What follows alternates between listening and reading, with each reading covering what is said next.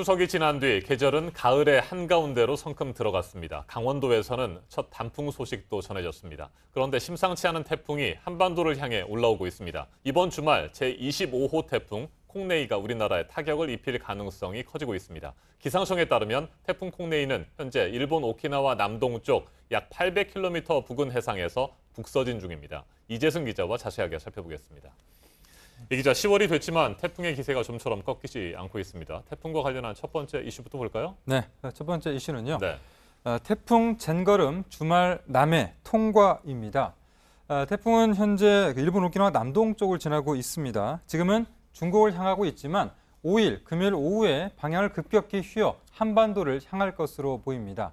태풍은 북상하며 세력이 조금 약해지겠지만 6일 토요일에 제주를 지나 부산에 근접하게 통과하면서 금요일부터 일요일 사이에 전국적으로 강풍과 함께 또 폭우가 쏟아지는 곳도 있을 것으로 보입니다.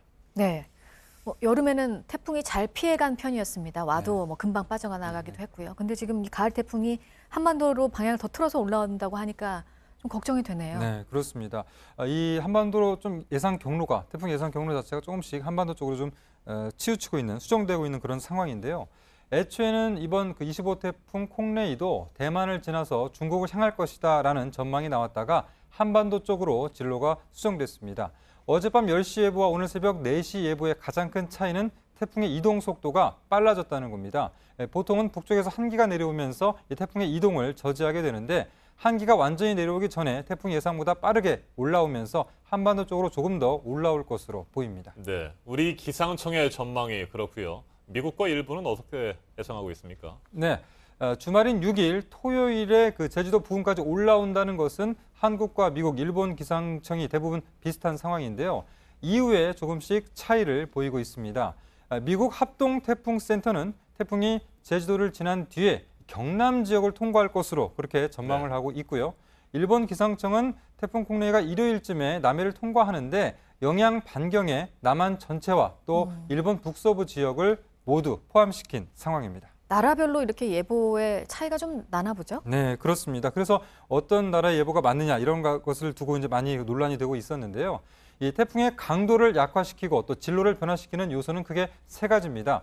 북상할수록 차가워지는 해수 온도와 또 태풍의 이동 경로상에서 부는 바람의 세기 그리고 북쪽에서 내려오는 차가운 공기입니다.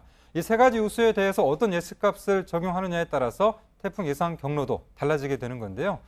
태풍 콩레이가 남해를 스칠지 아니면은 제주도를 지나서 남해에 상륙할지 여부를 앞으로 좀 유심히 지켜봐야겠습니다. 네, 이번 태풍이 올해 25호 태풍이고요. 네. 가을 태풍이 앞으로 추가로 발생할 가능성도 있습니까? 네, 그래서 이 두 번째 이슈로 25 태풍 콩레이가 올해 마지막 태풍이 되는가라고 준비를 해봤습니다. 태풍은 한 해 평균적으로 25.6개가 만들어지는데요. 올해 25개가 만들어졌으니까 지금까지는 많이 만들어지는 양상입니다. 그런데 남은 가을에도 많이 만들어질 것인가? 국가태풍센터는 그런 패턴은 아니다라고 전망을 하고 있습니다.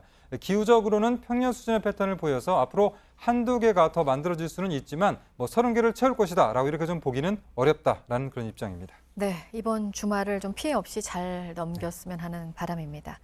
세 번째 이슈도 볼까요? 단풍 얘기죠? 네, 그렇습니다. 세 번째 이슈 한번 제목은요. 한 폭의 수채화 단풍 속으로라고 준비했습니다. 먼저 설악산의 첫 단풍 모습부터 보시겠습니다.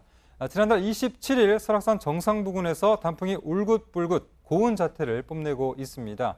작년보다는 5일 정도 늦었는데 평년과는 비슷한 수준입니다. 단풍은 기온이 5도 이하로 떨어질 때 관측되고 또 산에 20%가 물들기 시작하면 단풍이 시작됐다라고 보는데요.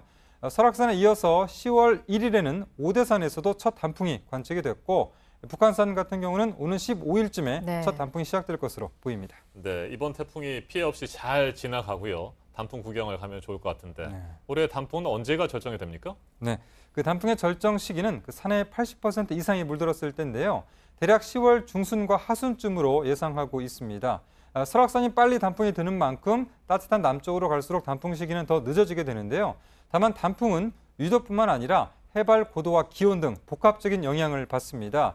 그래서 유도상으로는 한라산이 최남단이지만 해발 고도가 한라산이 높다 보니까 보통은 내장산 등 호남 지역에서 가장 늦게 단풍을 만날 수 있습니다.